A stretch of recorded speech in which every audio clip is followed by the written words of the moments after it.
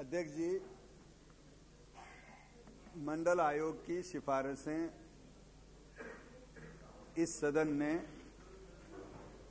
इकट्ठा आकर और एक मत से स्वीकार की थी। पिछड़ों को आरक्षण देने के विषय में भी सदन के सभी सदस्य सहमत थे और आज जनगणना में पिछड़ों की जनगणना अलग रूप से की जानी चाहिए, इस प्रकार का विषय शरद पवार जी और अन्य सदस्यों ने उठाया है। इसमें भी सदन के सत्ता पक्ष में हो या विपक्ष में हो, सभी सदस्यों ने उसमें अपना स्वर मिलाया है और ये कहा जा सकता है कि सदन में लगभग एक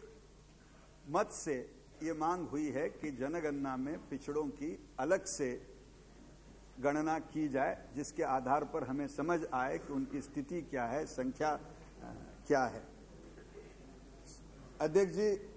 एक बात मैं खुद इसमें राजनीति लाना नहीं चाहता, न चाहता था,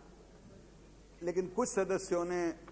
इस प्रकार का आरोप बिना मेरी प्रतिक्रिया सुने ही करना शुरू कर दिया कि मंडल विरोधी सरकार है। मुझे अगर आप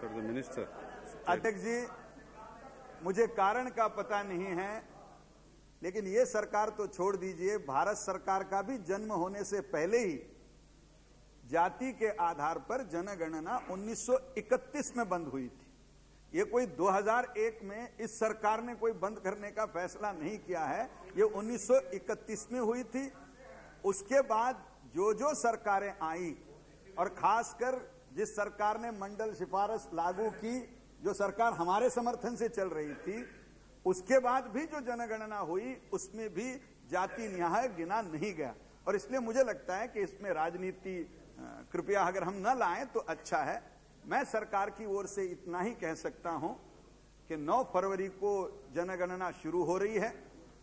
उसके शायद फॉर्म बने भी होंगे, मुझे पता नहीं क्या स्थिति में है, इसमें प्रशासनीय क्या समस्याएं आएंगी, लेकिन मैं इतना, और आज की जो वर्षों से 50 वर्षों से जो नीति चले आ रही है उसमें जाति के आधार पर जनगणना होती नहीं है, जो आज तक चली आई, आज तक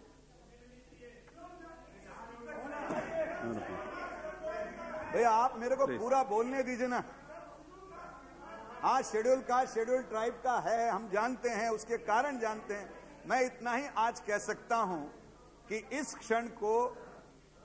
जाति के आधार पर अलग से जनगणना करने की नीति तो है नहीं है, लेकिन